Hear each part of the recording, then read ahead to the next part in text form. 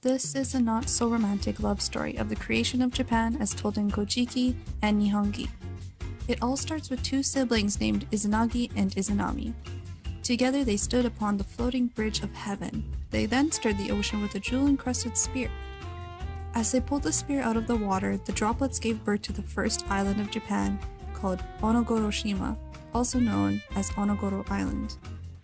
Izanagi and Izanami descended to the newly formed land, where they decided that they loved each other and wanted to host a wedding ceremony. Izanami gave birth to a god named Hiruko.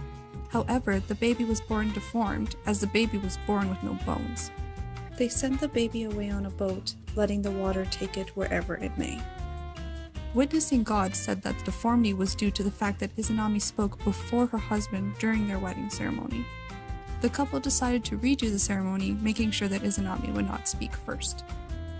Izanami then gave birth to all the islands of Japan as well as many gods of nature such as trees, air, and mountains.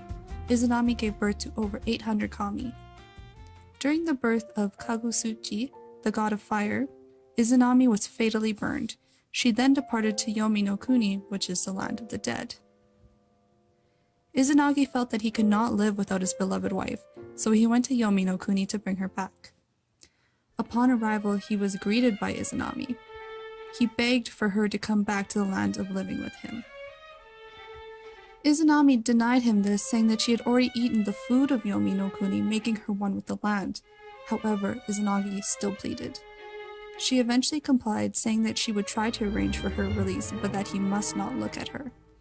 Full of anticipation of seeing his much-missed wife, he took a look at her anyways.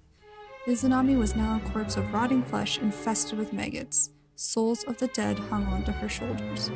Izanagi was so terrified and disgusted that he fled, making Izanami angry. She sent spirits of ugly women after him, as well as 8 thunder gods and an army of warriors. Izanagi managed to flee Yomi no Kuni and prevented Izanami and the other spirits from leaving by blocking the entrance with a giant boulder. Even though Izanagi had escaped, he still felt the presence of the dead on him, so he decided to perform a cleansing ritual by bathing in water. From this, Amaterasu, the sun goddess, was born from his left eye. Tsukiyomi, the moon god, was born from his right eye, and Susanoo, the storm god, was born from his nose. Izanagi then divided his kingdom among them. The take-home message from this myth is that not all love stories end happily, but if you're ever really angry at your spouse, you can just lock them in the underworld with a giant boulder and still give birth to 3 amazing children. The end.